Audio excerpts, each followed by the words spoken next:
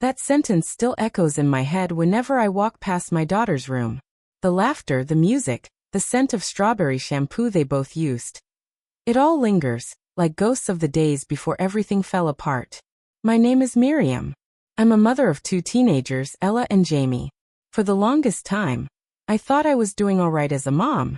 Not perfect, no one is, but steady, present, loving. The kind of mother who bakes cookies on Sundays and knows when her kids are lying by the twitch in their voices. But I didn't see this coming. It started as something small, something innocent. My daughter's best friend, Sophie, had been part of our lives for nearly 5 years. She was practically family. She slept over almost every weekend, came on our summer trips, and even called me Auntie M. She had this sweetness about her, gentle, polite, always helping me clear the table after dinner. If you'd told me back then that one day I'd be accused of manipulating her, I would have laughed. Our home was a modest one. A little worn around the edges but warm. We lived in a quiet neighborhood on the outskirts of town, where the sound of the ice cream truck still made kids run out barefoot. I worked part-time at the library. My husband, Greg, managed a small auto shop. We were a simple family, Sunday dinners, movie nights, teenage drama sprinkled here and there. Ella, my daughter, was 16 then, bright, sensitive, artistic. Always painting something, always with headphones on. Sophie was 17, more outspoken, more confident, the kind of girl who made friends instantly. They balanced each other out. And Jamie, my son, he was 15, quiet and thoughtful. He kept to himself most of the time, video games, sketchbooks, and that shy half-smile that reminded me of Greg when we first met. That was life before the storm. I remember the last peaceful Sunday vividly. The girls were upstairs painting their nails, music thumping through the floorboards. Jamie was helping me in the kitchen, reluctantly peeling potatoes while pretending not to listen to his sister's laughter. "Mom, you think Sophie's nice?" he asked suddenly, glancing toward the ceiling. "Of course," I said, distracted. "Why?" He shrugged, but his ears turned pink. "No reason." At the time, I thought nothing of it. He was 15. Sophie was 17. 2 years felt like an ocean at that age, and besides, she was practically his sister's best friend. But later, I would realize that moment was the first ripple of what was to come. A few weeks later, Sophie started coming around more often, without Ella. "Is Ella home?" I'd ask. "She's at soccer practice. I just came to grab my sketchbook. I left it last night," she'd say, breezy and casual. Sometimes she'd linger. Talk to me about school, about how stressful applying for colleges was. She'd sit at the counter, sipping juice, telling me about her mom, how they didn't get along much lately. I'd listen, trying to offer the kind of comfort I hoped someone would give Ella if she ever felt lost. Then Jamie would walk in, and she'd light up. It was small things at first, inside jokes I didn't understand, glances that lasted a heartbeat too long. But teenage friendships are tangled things, so I ignored it. I didn't want to be the overbearing mother who imagines problems where there are none. Until one evening, I walked into the living room and saw them sitting close, too close, on the couch. Sophie's hand brushed Jamie's arm, and he froze like a deer caught in headlights. When they noticed me, they jumped apart. "Oh, hi, Mrs. M," Sophie said, too brightly. "We were just watching a movie." Her smile was nervous. His face was red. I remember my heart tightening just a little. Not anger. Not yet. Just unease. That night, when I was washing dishes, Greg noticed my silence. "What's on your mind?" he asked. "It's probably nothing," I said, rinsing a plate. "But I think Sophie might like Jamie." Greg laughed softly. "They're teenagers, honey. Crushes come and go." "Maybe," I said, forcing a smile. "But Sophie's older. And she's Ella's best friend." He shrugged. "They'll figure it out. Don't overthink it." I wanted to believe him. I wanted to believe that everything in our home was just as it had always been. Simple, loving, safe. But the truth is, something in my gut told me otherwise. Over the next few weeks, I noticed Sophie's messages popping up on Jamie's phone. I wasn't snooping. He'd leave it on the counter while charging. Her name would flash across the screen with heart emojis or little jokes only they would get. I told myself it was innocent. I told myself she was just being friendly. But mothers know. We always know. One night, I heard hushed voices coming from the back porch. The screen door creaked open just slightly, and I could see them sitting there, Sophie and Jamie, side by side, their knees almost touching.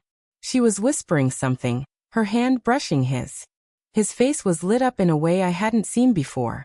And my stomach sank. Because I knew in that moment this wasn't just a crush. Something was happening. Something that would pull our family into a mess I couldn't have imagined. And I had no idea that by trying to protect my son, I'd end up being painted as the villain in my own home.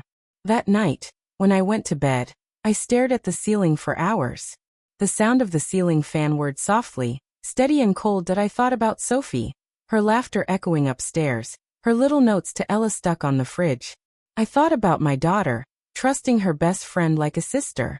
And I thought about my son, sweet, awkward Jamie, getting tangled in something he wasn't ready for. I knew I'd have to say something soon.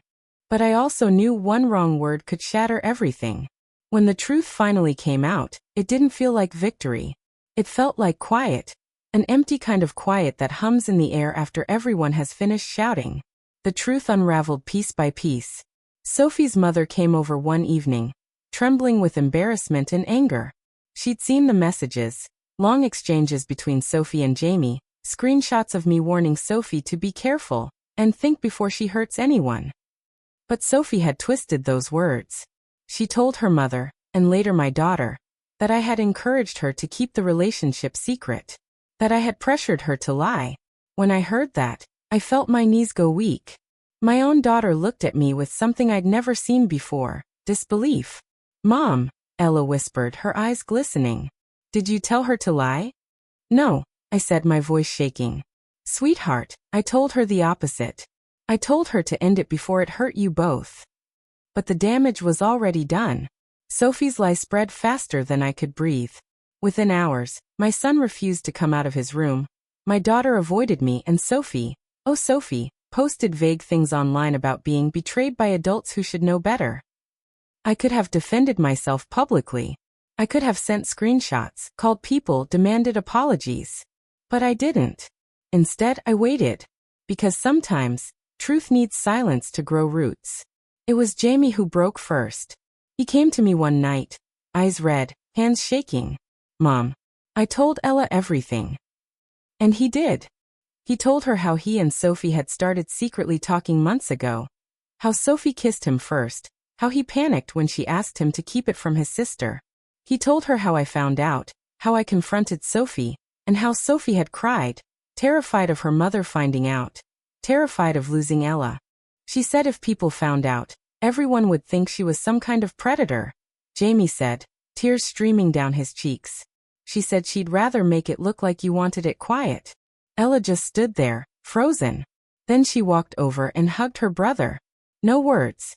Just silence and shaking shoulders.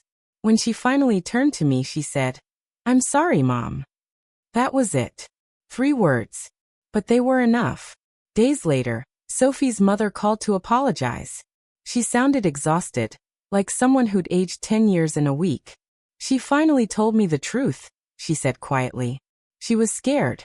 She said she thought if she blamed you, people wouldn't judge her for being with a younger boy." I didn't know what to say. Part of me wanted to be angry, to remind her how much that lie had cost me. But another part, the mother part, just felt sorrow. Sophie was still a child in many ways, and fear makes children do cruel things. When Sophie came to our house the next evening, she could barely look at me. She stood on the porch, clutching her sleeves. "I'm sorry," she whispered. "I didn't mean for it to go that far." I looked at her for a long time. Her eyes were red and swollen, her face pale. I saw not a villain, but a frightened, foolish girl who'd made a choice too big for her to carry. "You hurt my family, Sophie," I said softly. "But I know you were hurting too." She nodded, crying. "I didn't know how to fix it." "Then start by telling the truth," I said. And she did. She apologized to Ella and to Jamie. She told her mother. She even posted online. Nothing dramatic. Just a quiet note saying she'd made a mistake and that Mrs. M never told me to lie. It didn't undo everything. But it mattered. Weeks passed. The air in our house changed slowly, gently. There were still moments of tension. Small silences between laughter. But healing has its own rhythm. Jamie started drawing again. Ella went back to painting. Sometimes I'd see them sitting together on the porch, not talking, just existing, like they were rebuilding something fragile, piece by piece. And me? I learned to let go of control. I learned that as a mother, you can't protect your children from every heartbreak. You can only be the place they come back to when the world cracks them open. Greg held my hand one night while we watched TV, and he said, "You did right, you know. You didn't lash out. You just stood your ground." I smiled faintly. It didn't feel like strength at the time. "Sometimes," he said, "strength is just not saying the things you'll regret tomorrow." I've thought about that a lot. Sophie moved away not long after that. Her family relocated for her mother's job. She sent me a letter before she left. It wasn't long, just a single page written in her careful, looping handwriting. "I never meant to hurt you. I was scared. I thought if I admitted everything, I'd lose everyone. But I see now that lying made me lose even more. Thank you for not hating me. I'll never forget that." I folded the letter and placed it in my drawer beside a photo of all of us. Me, Ella, Jamie, and Sophie at last year's barbecue. Everyone smiling. Everyone still innocent. I don't look at it often. But when I do, I remind myself, love isn't perfect. Families aren't flawless. And sometimes, the people who hurt us most are the ones who didn't know how to ask for help. I still make tea every evening at 7. I still hear laughter in the walls sometimes. Ghosts of a friendship that was, and maybe one day could be again. If there's one thing this taught me, it's that truth doesn't need to shout to be heard. It just needs patience. And forgiveness? It's not about forgetting what happened. It's about remembering, and choosing peace anyway. Tell me, if you were in my place, would you have forgiven her? Let me know in the comments. And if my story reminded you of something in your own life, don't forget to subscribe. We all have stories that hurt, heal, and remind us that love, no matter how messy, still finds a way to come home.